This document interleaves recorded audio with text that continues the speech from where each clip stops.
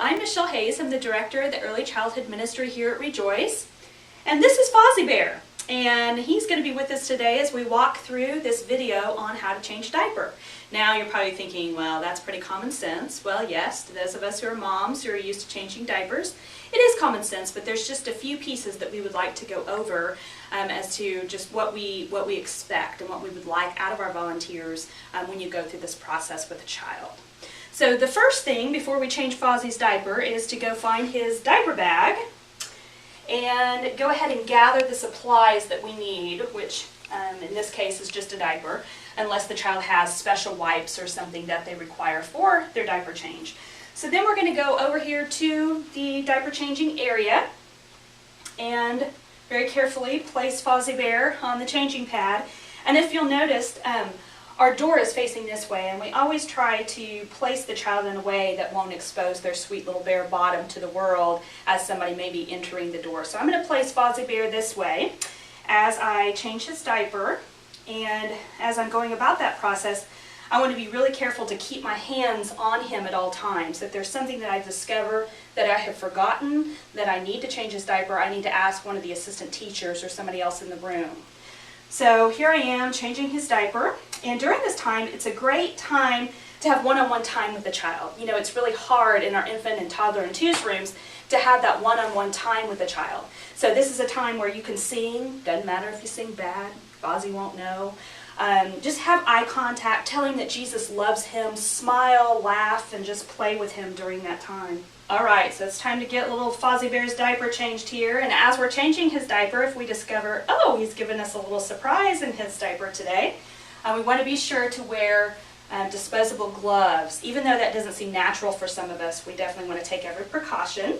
So we'll finish changing his diaper, and then the next thing we'll do before we clean up this area is put him in, some activity area of the classroom.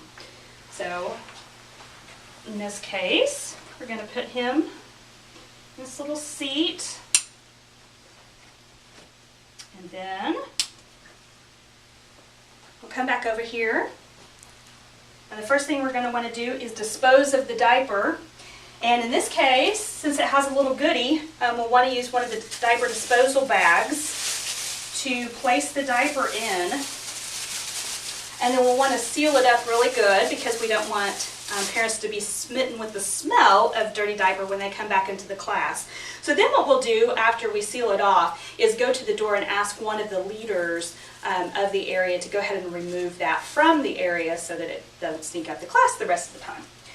The next thing that we're going to want to do is to sanitize the changing pad. We want to be sure that we don't leave any germs behind. So you'll get the spray bottle, which has alcohol in it, which is our sanitizer, and you'll apply it generously to the changing pad area. Grab you a paper towel and wipe that down really good. And then after that, we will come over here and take care of our hands. At that point, they're contaminated. So if there's a sink in the room, you'll definitely want to wash your hands. If there isn't a sink, or as an added precaution, you can use sanitizer and just make sure that you get really good in between your fingers and around the fingernails and that type of thing.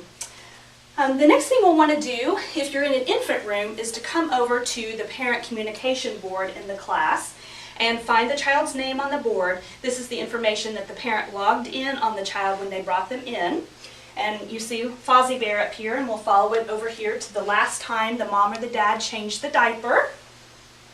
And we are going to update this from that time to the current time. And that way, when the mom or the dad comes back, they can see what time was the last time Fozzie Bear's diaper was changed.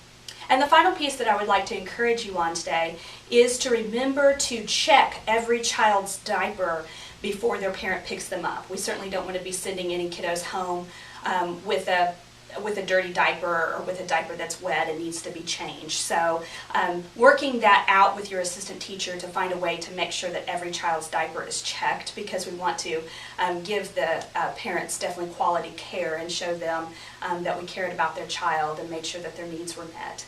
On behalf of the leadership team of the Early Childhood Ministry here at Rejoice, I want to personally thank you for the time that you invest in our children, and keep rejoicing.